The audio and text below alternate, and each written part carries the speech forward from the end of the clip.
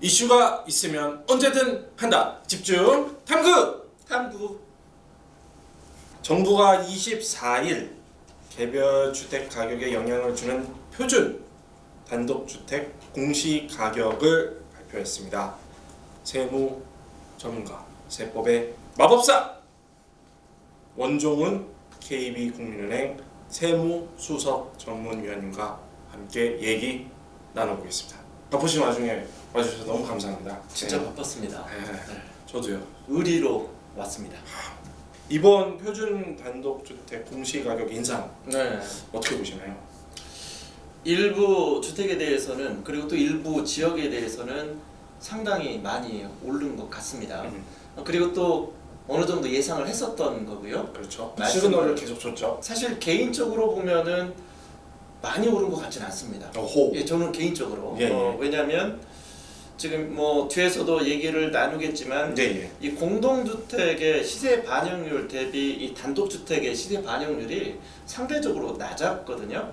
그래서 이번에 표준 단독주택 고시가격을 이렇게 좀 많이 올릴 거라고 예상했던 건 그가 이제 단독주택과 공동주택의 그 공시가격의 그 차이를 조정하는 과정이라고 저는 생각을 하고 있었기 때문에 예. 많이 오릴 거라고 생각했는데 일부 지역과 일부 주택은 상당히 많이 오르긴 했지만 전국 평균 그리고 일반 서민 단독주택들은 사실 굉장히 많이 오르지 않았거든요.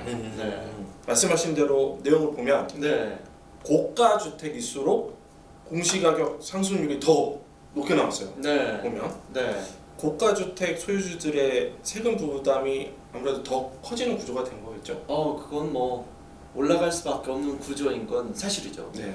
기본적으로 공시가격의 일정 비율을 올라가게 되면 이 누진세 구조인 재산세와 종합부동산세는 그 이상으로 올라가는 거니까 당연히 세금 부담은 늘어날 겁니다.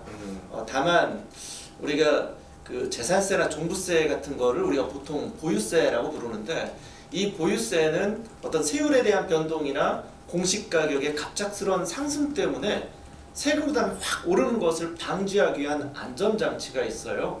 그게 이제 세부담 상한선이라는 제도가 있는데 현재 기본은 150%로 되어 있습니다. 예. 그래서 작년에 냈던 세금의 최대 150%를 넘지 못하도록 되어 있는데 1주택 같은 경우에는 그 한도 150%가 여전히 유지가 되고 있어요. 그래서 단독주택을 한 채를 가지고 있는 경우라면 갑작스러운 공시가격의 상승이 있다 하더라도 세금 부담은 크지 않을 것 같다라는 생각이 듭니다. 알겠습니다. 이 1주택자는 상한선이 150%고 네, 다주택자들은 이게 상한선이 좀 다른가요? 다르죠. 그래서 아마도 이 공시가격도 상승이 되면서 다주택을 가지고 있는 사람들한테는 네. 이 부담이 커질 가능성이 있는데요. 일단은 조정 대상 지역 내에서 2주택을 가지고 있는 분들은 네. 세부담 한도가 200%로 뜹니다. 아까는 100%, 150%였잖아요. 예. 200% 뜨고 3주택 이상인 경우에는 한도가 300%까지 뜨거든요. 그러니까 세금 부담이 커질 겁니다. 근데 중요한 건 이 세부담만 커지는 게 아니라는 거예요. 그렇죠. 주택 숫자가 달라지게 되면 세율도 더 높아지는 구조로 바뀌게 되거든요. 그러니까 분명히 공시가격이 상승되는 주택을 두 채 이상, 그것도 조정 대상 지역 내에서 가지고 있다면 세금 부담은 상당히 커질 가능성도 있습니다. 알짜 동네에 소위 똘똘한 단독주택, 고가 단독주택을 여러 채 갖고 있다면 그분들은 이 세부담이 뭐 재산세, 종부세뿐만 아니라 다른 세금들도 더 같이 부담이 커지는. 그렇죠. 이게 단순히 단독주택에 국한하는 얘기는 아니고 예. 이게 결국은 아파트가 됐건 단독주택이 됐건 공시가격 기준으로 재산세와 종부세를 계산하는 거니까 예. 이번에 발표된 표준 단독주택 외에 아파트를 가지고 있는 사람도 똑같이 세금 부담이 커질 수는 그렇죠. 있습니다. 그렇죠. 그것도 이제 주택수에 다 포함이 되니까. 그렇습니다. 그래서 미리 예상 공시가격을 확인을 해서 예.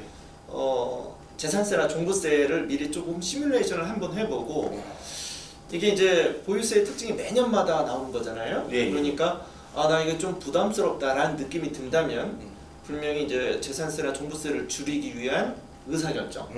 그러니까 이제 매각을 하거나 그러면 이제 증여를 하거나 또는 아직까지 그 임대주택 등록이 가능한 주택들이 있긴 있습니다. 그래서 임대주택 등록을 해서 조금 재산세, 종부세 부담을 줄일 수 있도록 조금 의사결정을 변화를 줘야 될 필요가 있는 거죠. 그런 시뮬레이션은 어디 가면 할 수 있어요? 국세청에서 운영하는 재산세, 종부세 프로그램 계산하는 프로그램이 있습니다. 다만 이게 이 개정된 부분들이 반영된 게 나왔는지는 모르겠는데 국세청이 아니더라도 은행권에서 재산세와 종부세를 계산해주는 프로그램이 무료로 올라가 있는 곳이 있어요. 네. 어바웃을 알 수 있는. 올바웃을 알 수 있죠. 이 부분은 지금 현재 은행권에 나와 있는 이 재산세, 종부세를 계산할 수 있는 이 시뮬레이션 프로그램은 이미 개정된 내용들이 다 반영되어 있는 부분들이거든요. 그러니까 국세청이 아직 업데이트 안 돼 있다면 여기 활용하는 것도 하나의 방법인 것 같습니다. 알겠습니다. 네. 그것도 어렵다. 그렇다면 세무사를 찾아가는 거예요. 물론이죠. 네. 약은 약사에게, 진료는 의사에게, 세금은 세무사에게. 마법사입니다. 세무사에게. 네, 알겠습니다. 그 공시가격, 그 표준주택 공시가격이 발표된 후에 몇 가지 주택에 대해서 시뮬레이션을 좀 해보셨잖아요. 해봤죠. 네. 지금 사실 언론사 기자분들이 거의 저한테 연락을 하는 바람에 이렇게 계산 시뮬레이션 해보시면서 야 이거 뭐 부담이 커졌는데? 라고 뭐 이렇게 느끼셨어요? 어쩌셨어요? 부담이 커지는 건 팩트인데 네. 다만 이제 기자분들이 물어보는 내용의 그 주택들은 대부분 조금 비싼 주택 위주로 해서 이제 물어보다 보니까 이제 가격이 많이 오른 걸로 이제 시뮬레이션이 됐는데 사실 그렇지 않은 집들이 더 많습니다. 맞습니다. 이번에 정부 발표 자료에 의하면 사실상 공시가격의 상승이 한 5% 정도에 해당하는 이 집들이 거의 90%가 넘거든요. 그렇죠. 그러니까 일반 단독주택 사실상 큰 부담은 없지 않을까라는 생각이 듭니다. 다만 아까 잠깐 얘기했지만 고가주택 일부 지역에 대한 고가주택은 공시가격이 많이 올랐어요. 어떤 경우에는 뭐 한 50에서 60% 정도까지 오른 주택들도 있거든요. 이런 주택들은 거의 한도에 다 걸려버리죠. 이게 한도에 걸렸다는 건 이번 올해 한도에 딱 걸렸는데 내년에는 또 한도에 또 걸릴 가능성이 더 높은 거죠. 만약에 올해 작년도 한도에 걸려서 세금을 적게 냈다라고 하면 이걸 기준으로 다시 한도가 계산이 되는 겁니다. 그래서 어떤 기자분이 또 그걸 물어보시더라고요. 올해 한도에 걸려서 세금을 내지 않았다면 내년도에 나머지 부분을 내느냐라는 질문을 하시는데 아닙니다. 그건 아니죠. 한도에 걸리면 그것만 내고 또 이게 기준이 돼서 그 다음 연도 한도를 다시 계산하는 거니까 그렇죠. 어쨌든 세금이 갑작스럽게 늘어나는 것은 방지하는 구조가 만들어져 있습니다. 좀 아까보다 좀 더 구체적으로 설명해 주시면 어떤 의사결정을 좀 하는 걸 검토해야 될까요? 일단은 아직은 좀 시간이 있어요. 우리가 재산세나 종부세 이 두 가지를 합해서 일반적으로 이제 보유세라고 부릅니다. 이 보유세는 기본적으로 1년 중에 특정일 딱 하루 그날 현재 그 부동산을 가지고 있는지 여부를 가지고 그 1년분 재산세와 종부세를 계산하도록 되어 있는데요. 뭐 예전에 한번 얘기를 드렸던 것 같은데 맞습니다. 6월 1일입니다. 그날은 제 생일입니다. 마법사님의 생일! 기억하셔야 됩니다.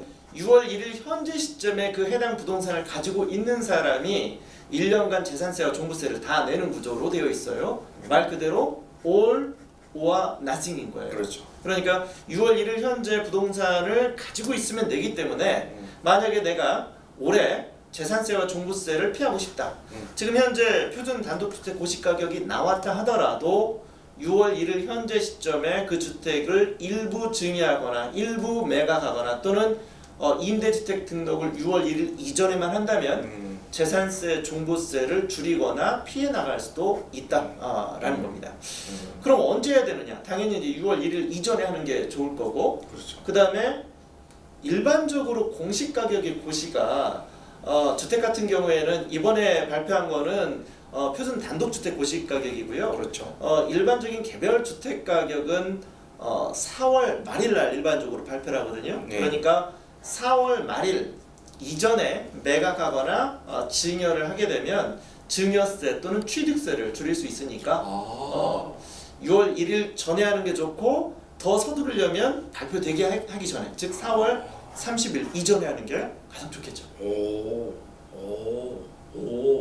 이렇게 저는 계속 6월 1일만 생각했는데 예. 4월 30일이라는 게 또 하나 있네요. 6월 1일은 중요한 날이긴 합니다. 네. 말씀 잘 들었고요. 요거 외에 좀 더 뭐 오늘 공시 가격 발표에 관련해서 좀 더 하실 말씀 있으시다. 마지막으로 조금 정리를 해서 말씀을 드리고자 한다면 6월 1일 이전에 결국은 공시 가격을 줄이거나 또는 주택 숫자를 줄이거나 하는 방법이 가장 좋은데 주택 숫자를 한번 좀 언급해 드리고 싶어요. 주택 숫자를 줄일 때 가족들에게 증여를 해서 그러면 주택 숫자를 빼면 되는 거 아니냐. 근데 그 주택 숫자는 세대를 기준으로 세도록 돼 있어요. 그러니까 독립세대 구성이 안 되는 가족에게 증여를 하면 주택 숫자가 줄지가 않습니다. 그래서 세대 독립이 가능한 가족들에게 증여를 하고 주소를 옮겨 놓으면 주택 숫자가 줄어들게 되겠죠. 이렇게 주택 숫자가 줄어들게 되면 제가 아까 종부세 계산할 적에 세율도 낮아질 수가 있고 한도도 줄어들 수가 있거든요. 세부담 한도도. 그래서 좀 주택 숫자와 지분 증여 이것도 한번 적극적으로 고려할 필요가 있지 않나 라는 생각이 듭니다. 알겠습니다. 오늘 원종훈 마법사님의 꿀팁, 지혜, 노하우 다양하게 짧지만 영향력 있게 굵게 들어봤습니다. 오늘 바쁘신데도 이 정부 발표일에 맞춰서 발걸음해주신 우리 원종훈 KB국민은행 세무수석 전문위원님, 원팀장님께 감사합니다. 감사합니다. 네.